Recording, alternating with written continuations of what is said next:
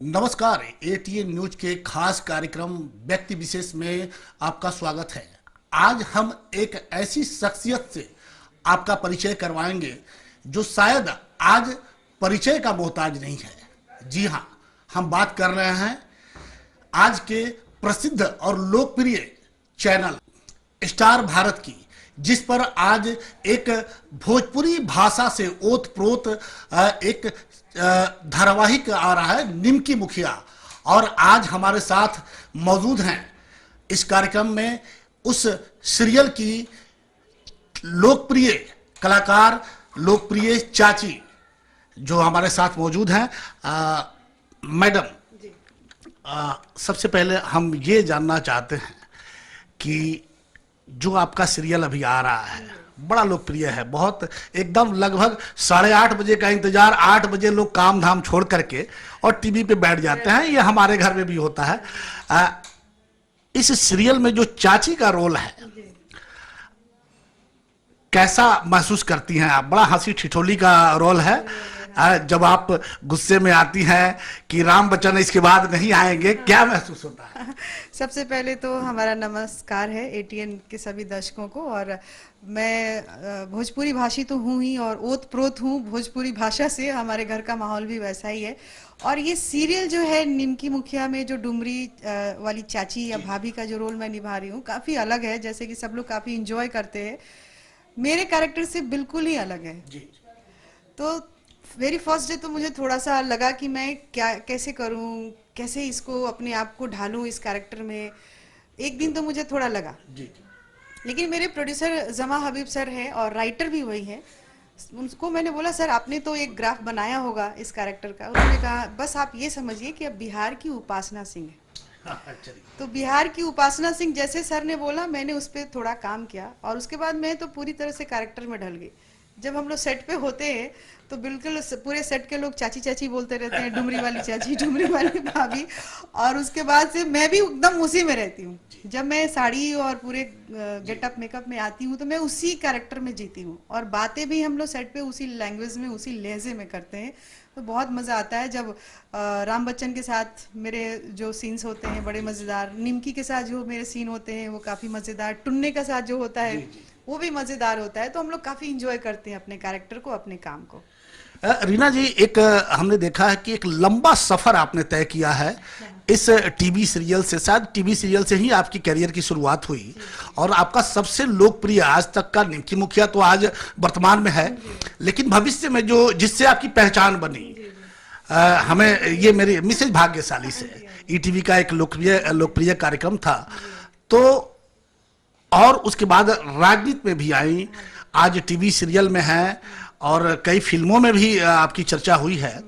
इतना लंबा सफर तय किया आपने, क्या अनुभव हुआ? अभी सफर तो मैं ये नहीं बोलूँगी कि बहुत लंबा तय किया है मैंने। एक तरह से मैंने शुरू ही किया है। अभी बहुत लंबे सफर तक मुझे जाना है। हाँ, जो भी किया है मैंने बहुत ज़्यादा भी नहीं किया है, बहुत कम भी नहीं किया है। क्योंकि हमारा कोई गॉडफादर नहीं है, हमारा कोई उंगली पकड़ के चलाने वाला इस फील्ड में नहीं है। जो भी हमने किया, जो मुझे लगा वो मैं करती चली गई। और मिसेज भाग्यशाली से एक मुझे पहचान मिली। बिहार झारखंड के लगभग सभी शहरों में हम लोग गए। 2000 एपिसोड्स मैंने किए, 7 साल तक मैंने उस शो को किया। उससे मेरी पहचान मिली। उसके बाद भोजपुरी फिल्में मैंने काफ़ी की। एक हिंदी फिल्म भी मैंने किया, मिर्जा जूलियट। प्रियांशु चैटर्जी के अपोजिट मेरा कैरेक्टर था। अमिताभ बच्चन जी के साथ काम करने का मौका मिला। स्वच्छता अभियान पर एक ऐड किया। उनके साथ काम करना हर एक्टर का एक सपना होता है। वो सपना मेरा पूरा हुआ है। लेकिन अभी मुझे और मन करता है उनके साथ कुछ अच्छा मिले तो मैं और उनके साथ काम करूं। लेकिन एक छोटे से कलाकार को इतना बड़ा मौका मिलता है तो बहुत अद्भुत महसूस होता है। तो वो मिला। और भोजपुरी फिल्में तो काफ़ी की है मैंने। खोरठा भाषा की पहली फिल्म मैंने की है। अंगिका भाषा में मैंने की है फिल्म। मगही में किया है, मैथिली में किया है और भोजपुरी में तो काफ़ी फिल्में की हैं। तो रीजनल भाषाओं में तो अच्छी खासी फिल्में मैंने की है। लेकिन हिंदी की तरफ अभी रुझान मेरा ज़्यादा जा रहा है। तो ऊपर वाले की मर्जी और फिर मेरा किस्मत, मेरी प्रतिभा। टीवी चैनल से जब आपने राजनीति में कदम रखा और चुनाव भी लड़ा आपने महाराजगंज से, तो कैसा अनुभव रहा? क्या फिर राजनीति से छोड़ करके फिर आप टीवी सीरियल की तरफ मुड़ गई? नहीं, ऐसा छोड़ने और पकड़ने की बात नहीं है। अभिनेत्री के साथ एक नेत्री लगा रहता है, अभिनेत्री नेत्री और नेत्री नेत्री, दोनों तो दोनों एक एक दूसरे सिक्के के के दो दो पहलू पहलू हाँ। पूरक एक दूसरे के होते हैं। तो मुझे लगता है कि मेरे घर से जो मुझे मिला है समाज सेवा, अपने लोगों की सेवा करने का, या किसी को भी देखो नीडी है तो सेवा करने की एक भावना हम लोगों में है, हमारे बच्चों में भी है।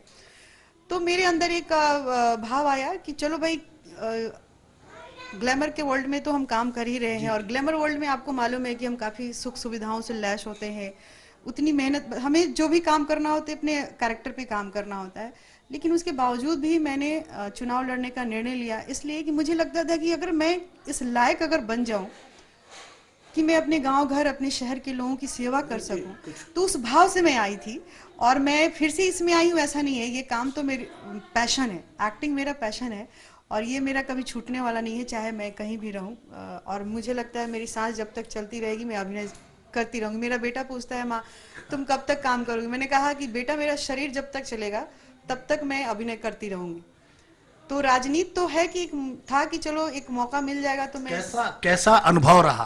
राजनीति का अक्सर देखा जाता है कि चाहे वो अमिताभ बच्चन हो या बहुत से लोग हैं जो बाद में राजनीति में तो आए, लेकिन राजनीति रास नहीं आई और उन्होंने राजनीति को छोड़ करके रास्ता अपना पुराने रास्ते पर लौट गए। आपको कैसा अनुभव रहा? मेरा अनुभव काफी अच्छा रहा, काफी रोमांचक रहा। मैं 6 विधानसभा घूम रही थी, और जिस तरह से मैं सड़कों पे चलना, गांव में जाना, उस गांव में गई जहां कोई नेता आज तक पहुंचा नहीं था। मैं उस गांव में महाराजगंज लोकसभा क्षेत्र में पहुंची थी जहां सड़क तक नहीं थी, जहां लोग पैदल तक भी जाने के लिए परेशान होते थे, पैदल जाने में भी दिक्कत, वहां तक मैं पहुंची थी। मैंने ईमानदारी से अपनी मेहनत की। तो मेरे लिए ये जो लोकसभा चुनाव का समय था काफी रोमांचक रहा, और मैं एकदम जुनून, पागलपन की हद तक मैंने मेहनत की थी, क्योंकि मेरे में है जो मैं काम लेती हूँ मैं ना पूरे जुनून के साथ करती हूँ। तो वो अनुभव ही मेरा काफी अच्छा रहा, और ये अनुभव तो मेरा अच्छा है ही अभिनय का। भारतीय राजनीति, चूंकि आप चुनाव लड़ चुकी हैं, एक समय बिताया है राजनीति के क्षेत्र में, भारतीय राजनीति का जो स्तर गिरता जा रहा है आजकल, आप घोटाले पे घोटाले देखते, चाहे वो कांग्रेस की सरकार हो या फिर वर्तमान में बीजेपी की सरकार हो, कोई अछूता नहीं है। इसको क्या मानती हैं आप कि क्या इसी तरह से देश चलेगा या कभी बदलाव होगा? बदलाव तो होना ही चाहिए, इसी तरह से देश कैसे चलेगा? हर एक इंसान परेशान है, हर एक के अंदर ये लग रहा है कि कैसे अब हमारा नेक्स्ट जनरेशन कैसे जी पाएगा, कैसे सरवाइव करेगा। बदलाव होना तो जरूरी है, सिस्टम में चेंज लाना जरूरी है, लेकिन सिस्टम में जड़ से लेके ऊपर तक ही भ्रष्टाचार व्याप्त है। तो सफाई शुरू करे तो कहाँ से करें? ये वाली भी मुश्किल का सामना लोगों को करना पड़ रहा है, लेकिन इसमें जनता को सहयोग करना चाहिए। जनता जिस दिन जागरूक हो गई उस दिन सारी चीजें अपने आप दुरुस्त होनी शुरू हो जाएंगी। जनता अपने पावर को समझ नहीं पा रही, जिस दिन जनता अपने पावर को समझ जाएगी कि हमारे एक वोट से ये हमारा एक मनोनीत सदस्य है, तो उसकी वजह से हमारा क्या सुधार होना है या उसका क्या होना है, वो हमारा सेवक है, लेकिन हम उसको महाराज बना के बिठा देते हैं। तो सेवक को सेवक अगर होके काम करेगा ना तो सारी चीजें सही हो जाएंगी। मैडम, आप बिहार जैसे पिछड़े राज्य से आती हैं जो बहुत पीछे है अभी विकास के क्षेत्र से, और यहाँ पे जो राजनीति तय होती है वो जातीय व्यवस्था के आधार पे ही होती है। आपको लगता है कि इस व्यवस्था से हम कभी निकल पाएंगे? ये सवाल आपने बहुत अच्छा किया। कल मैं अपने बच्चे से भी ये बात कर रही थी। ये शुरुआत अगर आप देखें तो स्कूल से ही शुरू हो जाती है। स्कूल का एक फॉर्म आता है, उस फॉर्म में बच्चों के जो डिटेल्स लिए जाते हैं, आप भरिए तो आपकी जाति पहले पूछी जाती है, आपके कितने भाई बहन, अपने कितने भाई बहन हैं ये पूछा जाता है। तो मतलब ये जो जाति और धर्म पे जो राजनीति हो रही है ये खत्म तो कहाँ से करेंगे आप? स्कूल में ही आप फॉर्म भरा रहे हैं कि आप किस धर्म के हैं, किस जाति के हैं, तो भेदभाव तो वहीं से शुरू हो जा रहा है। तो ये सारी चीजें हटानी चाहिए। मैंने अपने बच्चे को बोला, हमारा बच्चा एक ही बेटा है, लेकिन वो जितने भी हमारे परिवार में बच्चे हैं बोलते हैं मैं इतना भाई बहन हूँ। वो अकेला कभी अपने आप को नहीं बोलता है, लेकिन बोलता है माँ स्कूल में मैं बोलता हूँ तो लोग बोलते हैं कि तुम तो बोलते हो इतने भाई, तुम हो तो एक ही। तो ये भेदभाव तो वहीं से शुरू हो जाता है, अपना परायपन का। तो वो पहले स्कूल में ही खत्म करना चाहिए। धर्म, ये जाति क्यों पूछा जाता है स्कूल में? तो इसका मतलब मैडम ये लगाया जाए कि तब ये अभी बहुत दिल्ली बहुत दूर है, जब तक समाज नहीं जगेगा तब तक ये इसी तरह से चलता रहेगा। चलिए हम वापस लौट के आते हैं आपको फिर टीवी की दुनिया में। आगे क्या सोचा है आपने? निमकी मुखिया के बाद भी कुछ और नया आ रहा है या आने वाला है? नहीं नहीं, फिल्म मेरी एक नागदेव भी आने वाली है। जिगर अभी रिलीज हुई, भोजपुरी फिल्म है। नागदेव भी भोजपुरी फिल्म है, वो भी रिलीज होने वाली है। भोजपुरी प्रोजेक्ट्स मेरे पास हैं, अभी शूटिंग मार्च एंड में एक भी होने हैं, एक अप्रैल में भी होना है। लेकिन मैंने जैसे आपको कहा कि मैं अभी हिंदी की तरफ थोड़ा सा रुझान मेरा ज़्यादा हो रहा है, क्योंकि एक बड़ा प्लेटफॉर्म है। तो मैं चाह रही हूँ कि जब मैं इतनी मेहनत करके इस शहर से मुंबई तक का सफ़र तय किया है, तो कुछ बड़ा कैनवस होना चाहिए, तो उसकी कोशिश में मैं लगी हूँ। आप बिहार से आती हैं और कई भोजपुरी फिल्म को भी किया है। मैडम, ये बड़ा दुर्भाग्य हम लोग भी देखते हैं, कभी कभी महसूस करते हैं कि हम अपने परिवार के साथ बैठ करके, पूरे परिवार के साथ बैठ करके उस भोजपुरी फिल्म को नहीं देख पाते हैं। ये स्तर इसका इतना क्यों गिर गया? देखने वाले भी वैसे लोग हैं भोजपुरी। लेकिन मैं सिर्फ भोजपुरी को दोष नहीं दूंगी। आप हिंदी फिल्म भी देखेंगे, साउथ की फिल्में देखेंगे, किसी भी भाषा की फिल्म देखें, अश्लीलता रहती है। भोजपुरी को लोग थोड़ा ज़्यादा ये कर दिए हैं। लेकिन मैं ये बोल रही हूँ कि जब अश्लीलता है, गंदगी है, तो आप सुनते क्यों हैं, देखते क्यों हैं? और लेकिन देखने वाले कौन है? रिक्शा वाले, ठेला वाले। आपकी और मेरी फैमिली, मैं करती हूँ भोजपुरी फिल्म, लेकिन मेरे घर से कोई नहीं जाता भोजपुरी फिल्म देखने। लेकिन अभी ये शुरुआत एक अच्छी हुई है। पूर्वांचल टॉकीज है, विकास सिंह और आलोक कुमार प्रोड्यूसर हैं, जिन्होंने ये पहल शुरू कर दी है एक भोजपुरी में अच्छी फिल्म देने की। बहुत साफ सुथरी जिगर फिल्म आप देखेंगे, दिनेश लाल यादव निरहुआ उसमें हीरो है। वो फिल्म पूरी फैमिली के साथ देखी जा सकती है। मेरा दावा है कि भोजपुरी में एक फिल्म जब आप देख लेंगे, तो ये जो भी मानसिकता है कि अश्लील फिल्में होती हैं सिर्फ भोजपुरी, वो खत्म हो जाएगी। और उनके आगे आने वाले भी जो प्रोजेक्ट्स हैं, वो भी काफी साफ सुथरी हो। मैडम, भोजपुरी फिल्म हम लोगों ने भी देखा है, इधर के फिल्में हम नहीं देख पाते हैं, या तो समय का अभाव है या फिर हम देखना नहीं चाहते हैं। पहले जैसे वो आपको लागी नहीं छूटे राम, गंगा मैया तोहे पियरी चढ़ैबो, इस तरह की जो फिल्में आती थी, परिवार बैठ के देखता था। उस समय हम लोग भी छोटे छोटे थे, लेकिन फैमिली के साथ बैठ के। और हमें याद है कि उस फिल्म में हेलन जैसी अदाकारा थी उसमें, और कहीं वल्गैरिटी नाम का कोई चीज नहीं था, और फिल्म ने रिकॉर्ड तोड़ बिजनेस भी किया हुआ है। लेकिन चंद आज ऐसा नहीं लग रहा है कि भोजपुरी फिल्म के जो दर्शक हैं वो एकदम एक सीमा में, एक दायरे में सिमटते जा रहे हैं? बिल्कुल बिल्कुल, वो रीजन वही है, अश्लीलता।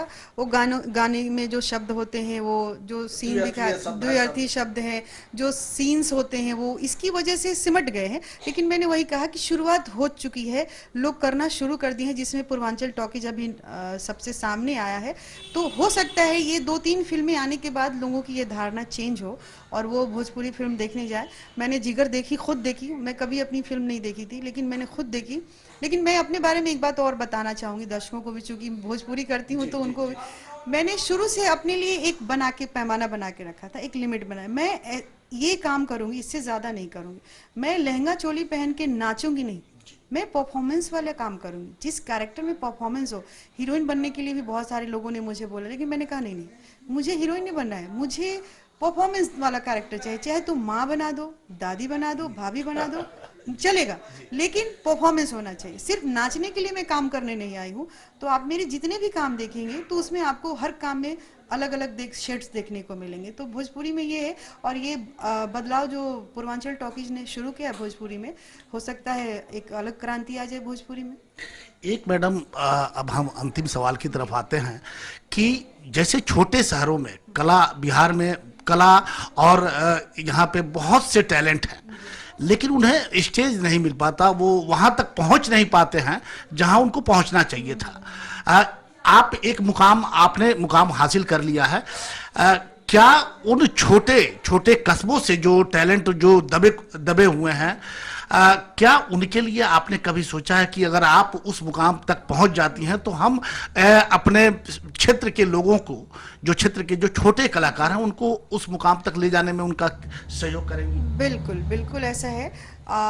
जब हमने अभिनय शुरू की तो कोई इतना रास्ता नहीं था, सिर्फ एक पटना दूरदर्शन था। काफी सालों के बाद ईटीवी आया, जो मैंने मिसेज भाग्यशाली किया। अभी तो इतने रास्ते हो गए हैं कि चाहे छोटा शहर का इंसान हो या बड़ा शहर का, आप दबा नहीं सकते हैं। दबा नहीं, उनकी प्रतिभा को आप छुपा नहीं सकते हैं। और इतनी रियलिटी शोज आ गए हैं कि हर शहर हर गांव में जाके लोग ऑडिशंस ले रहे हैं, तो प्लेटफॉर्म इतना मिल रहा है अभी के लोगों को कि रास्ते इतने बन गए हैं कि अगर आपकी प्रतिभा है तो आप उस मंच तक जरूर जाएंगे, नहीं है तो फिर सबसे बड़ा आकलन तो हम खुद का खुद ही कर सकते हैं।